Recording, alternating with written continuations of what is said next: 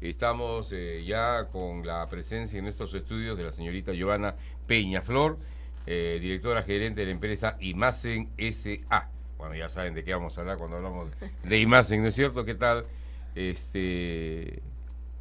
¿Cómo estás? Muy buenos Giovanna, días. buenos días. Muchas gracias por haberme invitado.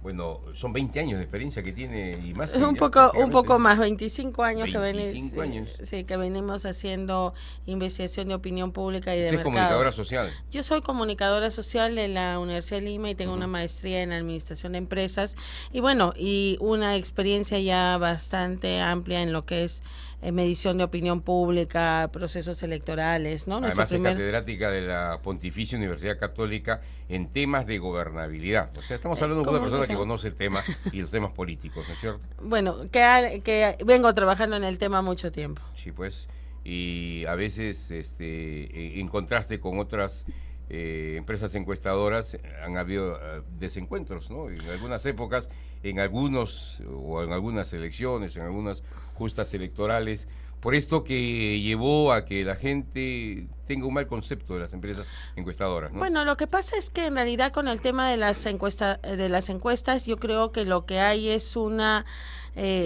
sobre expectativa o sobredimensionamiento de lo que hacen las encuestas.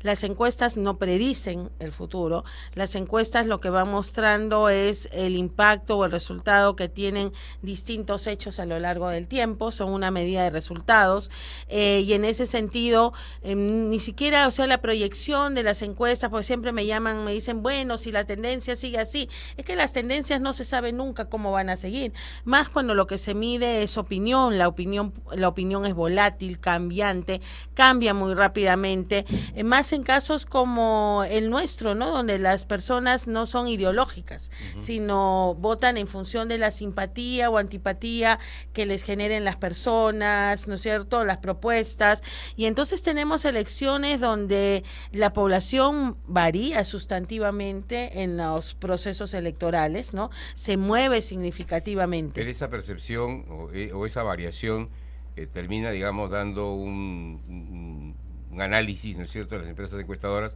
que por lo general cuando lo hacen al rigor del propio estudio que realizan, no tiene mucha diferencia, ¿no? Porque claro, en algunos casos siempre se han marcado una diferencia. Pero no tienen diferencia cuando estamos hablando de 5 días, 6 días antes de las elecciones. O sea, ahora se acerca, se tiene que sincerar. Pero es que ese es el tema, no es un sinceramiento, sino es que la realidad va a ser más parecida cuanto más cerca la midas. O sea, cambia. Claro, si no, no habrían campañas electorales. O sea, ¿cuál es el objetivo de una campaña electoral? ¿Cuál es el objetivo de la publicidad, de las apariciones? Cambiar la percepción de la gente. Entonces, si asumimos que 6 meses antes podemos decir quién va a ganar, ¿para qué hacen campañas?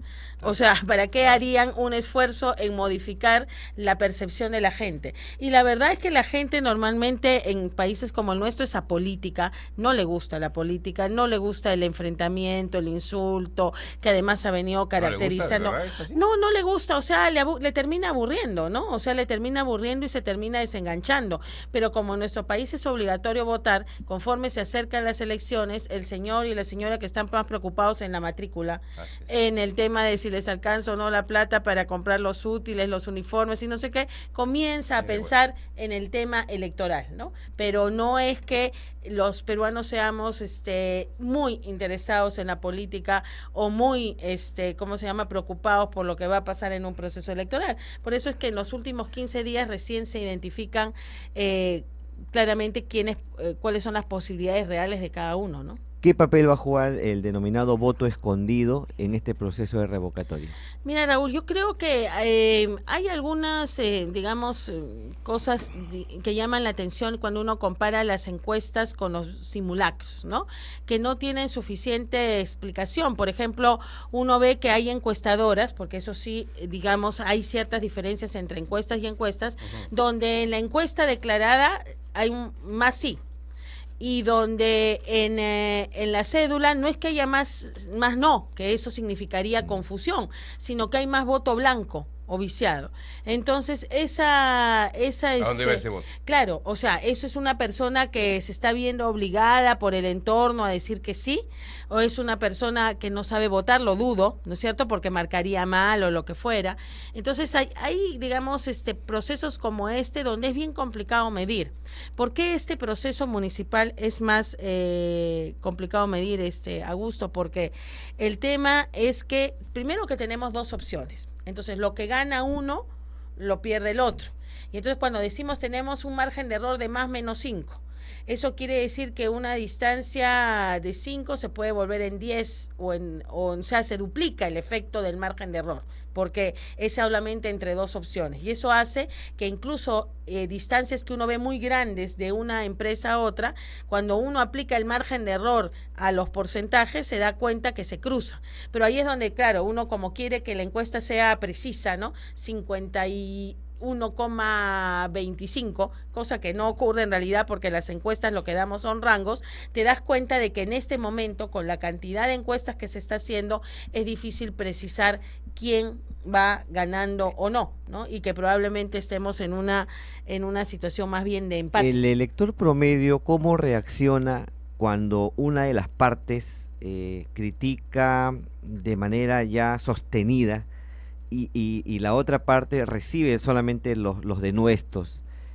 ¿Con quién se inclina finalmente? Mira, el elector promedio? En realidad, el problema de este tipo de cosas es que depende, ¿ya? Depende del tipo de, digamos, de agravio. Por ejemplo, cuando a Lourdes Flores la tildaban de asociada con los ricos, ¿no es cierto? Eso le hizo daño.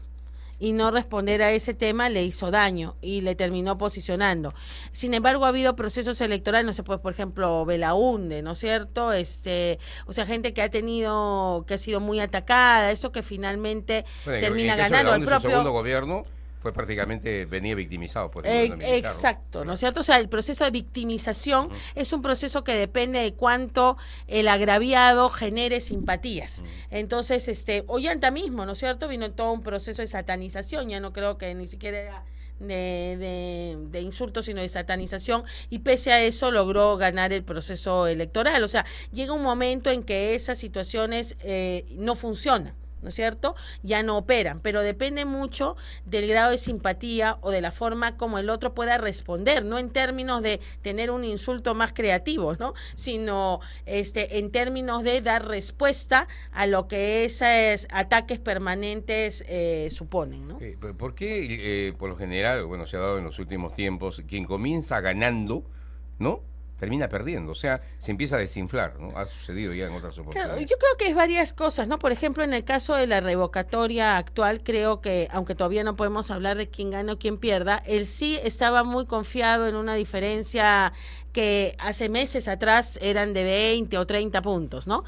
No pensando en realidad en este proceso, que lo que ellos perdían podían fácilmente pasar al otro, y no pensando también de que conforme se acerca el momento de las elecciones, la gente comienza a pensar, digamos, con más claridad los efectos. Es decir, cuando a ti vienen y te encuestan y tú marcas algo, sabes que al día siguiente no va a tener ningún efecto. Mientras que cuando vas a la votación en sí, sabes que si tú revocas, ¿no es cierto?, va a haber un efecto inmediato al día siguiente, y si no lo revocas también. Entonces, esa conciencia de que hay un efecto concreto hace que muchas veces lo que la gente declara en las encuestas no sea necesariamente lo que va a ser. ¿Se llega a ese grado, digamos, de percepción que la gente hace el análisis a la hora de votar, o es, digamos, de alguna manera la influencia que puedan tener en este momento, por ejemplo, el factor, digamos, de personajes conocidos, ¿no?, y imitando a una u otra opción? Mira, yo creo que los personajes conocidos cumplen la función de hacer que la gente le ponga atención a los mensajes, porque normalmente lo que hablábamos al principio, la gente huye de los mensajes políticos. O sea, la gran mayoría ve a dos congresistas debatiendo y cambia, ¿no es cierto? Ve un mensaje político y no lo ve. Entonces, las figuras conocidas que vienen de otros ámbitos, lo que hacen es que se les preste atención, ¿no es cierto?, a mensajes que probablemente la gente pasaría de alto porque no le interesa, porque le fastidian, porque finalmente considera que eso es lío de blancos, ¿no? No su problema. ¿Y cómo percibe o cómo recibe la población, la gente, cuando un vocero del sí, el señor Mauricio Mulder, de alguna manera descalifica a una figura pública para los peruanos como Javier Pérez de Cuéllar, cuando dice que su opinión vale igual que la opinión de un ambulante. ¿Este tipo de declaraciones le hace daño a quienes están a favor del sí? Bueno, yo creo que en general muchas veces hay que tener mucho cuidado con los voceros, ¿no? Han habido procesos electorales donde declaraciones de voceros han terminado haciendo daño, ¿no? Como por ejemplo... los voceros también. Claro, también y han ido sacándolos, ¿no? O sea, por ejemplo, en el caso del sí, creo que ha venido habiendo un problema de identificar quién pudiera ser el vocero. O sea, Marco Tulio, pasó una señora, creo que Barragán, después están ahora más los de Solidaridad, Nidia Vilches, que también entró y salió, Mauricio. Entonces, digamos que parece que no logran identificar una persona. Pero digamos. se nota cierta agresividad, ¿no? En los voceros del sí. Bueno, en realidad la política peruana se está volviendo cada vez más agresiva, ¿no? Y en eso yo creo que... Va en paralelo con digamos...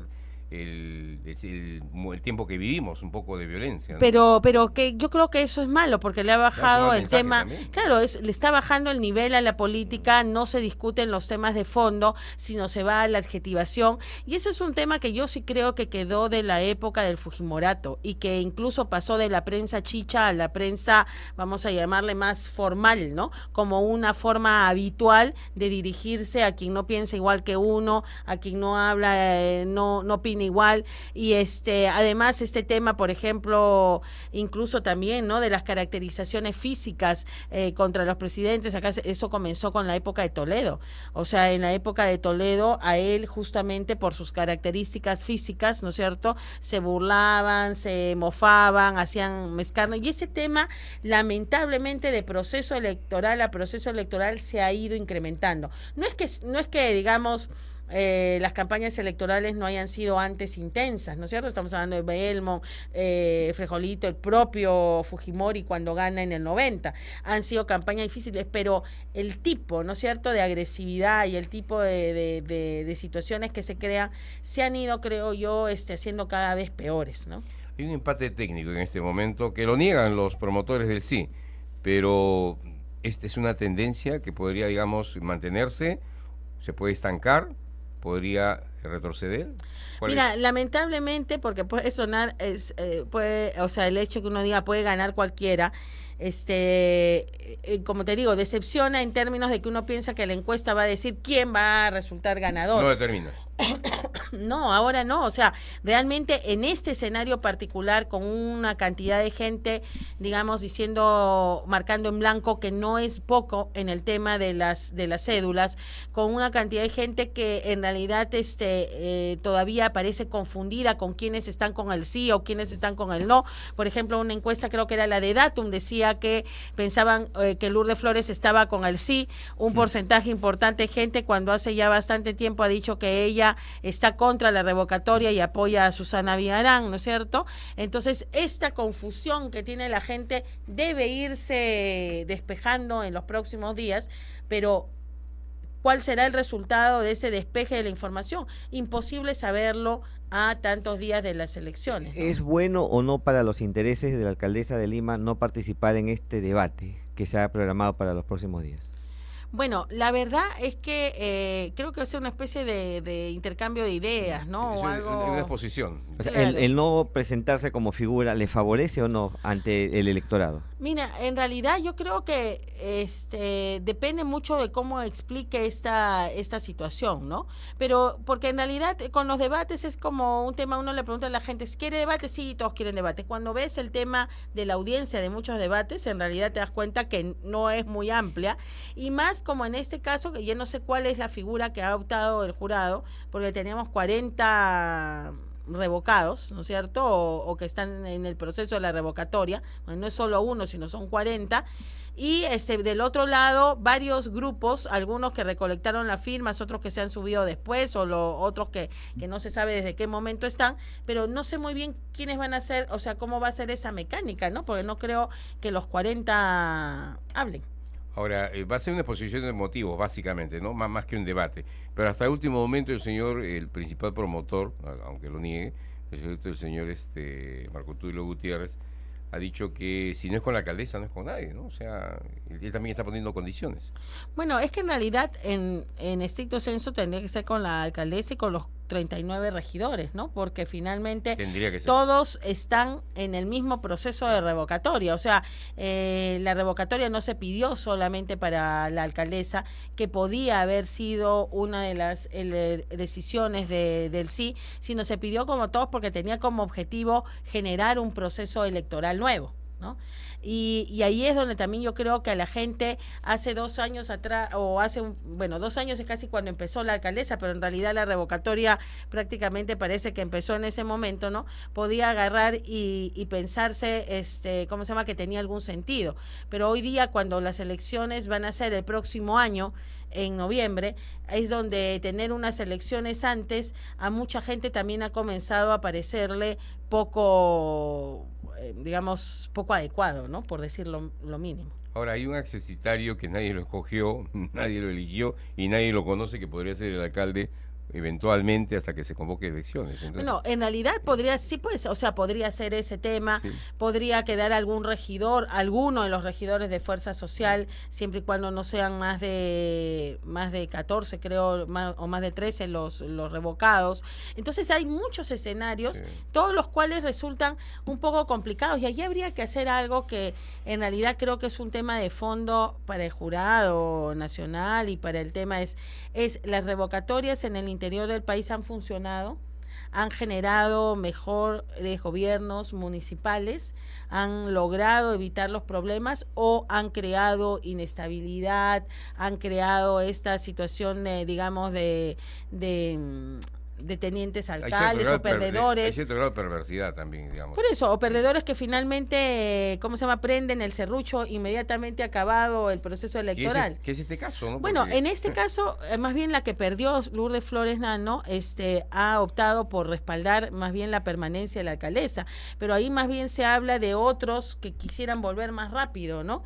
Claro. Entonces allí es donde... y los promotores o los, digamos, los voceros del sí han cometido errores, y dentro de ellos está reconocer de que el error de Susana Villarán ha sido meterse con la gestión anterior, ha dicho, ¿no? O sea, de una manera que están reconociendo que hay un móvil político distinto al de la ciudad de Lima. Sí, pues. Muy bien, Joana Peñaflor, directora, digamos, de esta importante empresa encuestadora y una profesional, digamos, que merece todo nuestro respeto. Ha estado conversando con nosotros, y es presidente de la APEM, la Asociación Peruana de Empresas de Investigación de Mercados, ¿no es cierto?, catedrática de la Universidad Católica, 25 años como de experiencia en investigación de mercados, comunicadora social, así que un gusto conversar con usted. Muchas gracias a ustedes, Augusto y Raúl, muchas gracias. Hasta cualquier momento, de repente nos vemos antes de las elecciones, podría ser, de repente. Sí, claro. Vamos a coordinar, conversamos cuando una semana ustedes antes. ¿Ya? Okay. Muchísimas gracias.